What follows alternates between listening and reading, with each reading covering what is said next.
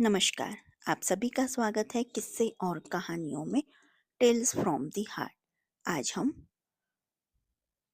चैत्र मास के कृष्ण पक्ष की एकादशी जिसका नाम है पाप मोचनी के बारे में बात करेंगे, जिसमें हम व्रत के बारे में जानेंगे, शुभ मुहूर्त, पारण और कौन से योग बन रहे हैं उनके बारे में जानेंगे।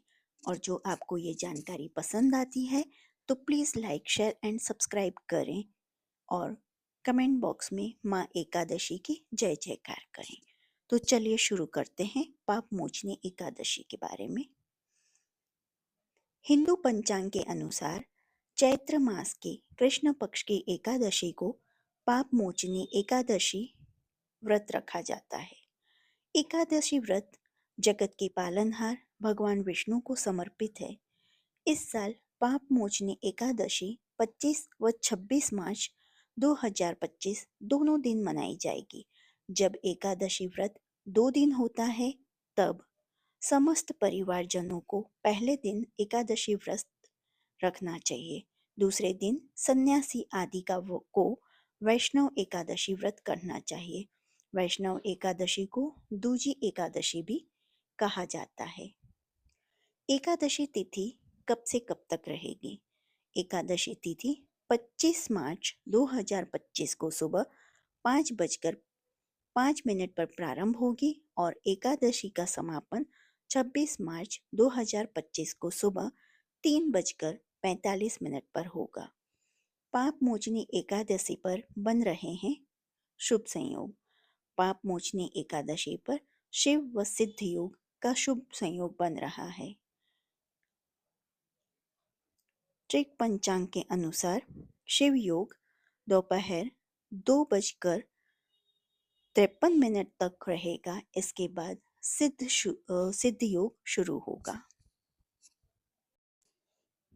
पाप मोचिनी एकादशी हिंदू पंचांग के अनुसार चैत्र मास पक्ष में पड़ने वाली एकादशी को पाप मोचिनी एकादशी कहा जाता है। कहते हैं पाप मोचिनी एकादशी व्रत रखने से मनुष्य के सभी पाप नष्ट हो जाता है और अंत में मोक्ष की प्राप्ति होती है। ऐसा मनुष्य नहीं है जिससे जाने अनजाने पाप नहीं हुआ हो। पाप एक प्रकार की गलती है जिसके लिए हमें दंड भोगना ही पड़ता है। ईश्वरीय विधान के अनुसार पाप के दंड से बचा जा सकता है अगर पाप मोचिनी एकादशी का व्रत रखें।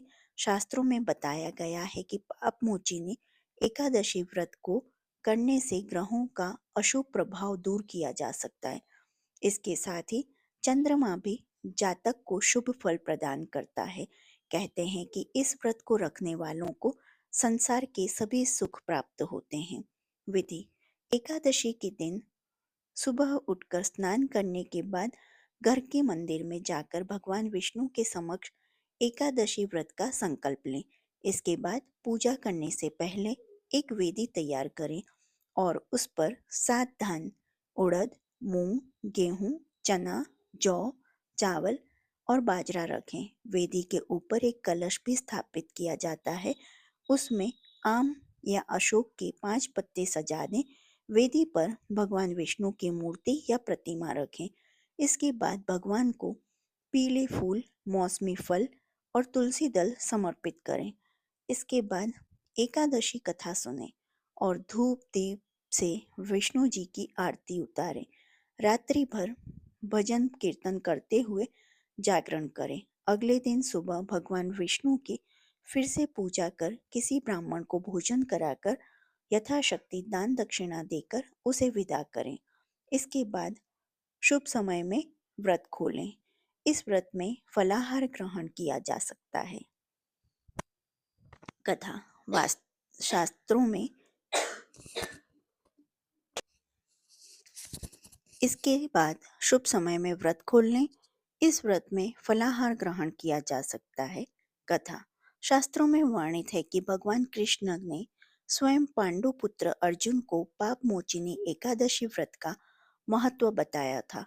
कहा जाता है राजा मंधाता ने लोमश ऋषि से जब पूछा कि अनजाने में हुए पापों से मुक्ति कैसे हासिल की जाती है तब लोमश ऋषि ने पाप मोचिनी एकादशी व्रत का जिक्र करते हुए राजा को एक पौराणिक कथा सुनाई थी। कथा के अनुसार एक बार च्यवन ऋषि ने पुत्र मेधावी वन में तपस्या कर रहे थे। उस समय मंजू घोषा नाम की अप्सरा वहां से गुजर रही थी। तभी उस अप्सरा की नजर मेधावी पर पड़ी और वह मेधावी पर मोहित हो गई। इसके बाद अप्सरा ने मेधावी को अपनी ओर आकर्षित करने के लिए ढेरों जतन किए। मंजू घोषा को ऐसा करते हुए देख कामदेव भी उनकी मदद करने के लिए आ गए। इसके बाद मेधावी मंजू घोषा की ओर आकर्षित हो गए और वह भगवान शिव की तपस्या करना ही भूल गए। समय बीतने के बाद मेधावी को जब अपनी गलती का एहसास हुआ तो उन्होंने मंजू घोषा को दोषी मानते हुए पाप मोचिनी होने का दोषी मानते हुए पिशाचिनी होने का श्राप दे दिया, जिसके जिससे अप्सरा बेहद दुखी हुई। अप्सरा ने तुरंत अपनी गलती की क्षमा मांगी। अप्सरा की क्षमा याचना सुनकर मेधावी ने मंजू घोषा को चैत्र मास की पाप मोचिनी एकादशी के बारे में बताया। मंजू घोषा ने मेधावी के कहे अनुसार विधि पूर्वक पापमोचिनी एकादशी का व्रत किया। पापमोचिनी एकादशी व्रत के पुण्य प्रभाव से उसे सभी पापों से मुक्ति मिल गई। इस व्रत के प्रभाव से मंजू घोषा फिर से अप्सरा बन गई और स्वर्ग में वापस चली गई। मंजू घोषा के बाद मेधावी ने भी पापमोचिनी एकादशी का व्रत कर अपने पापों को दूर कर अपना खोया हुआ तेज पाया था।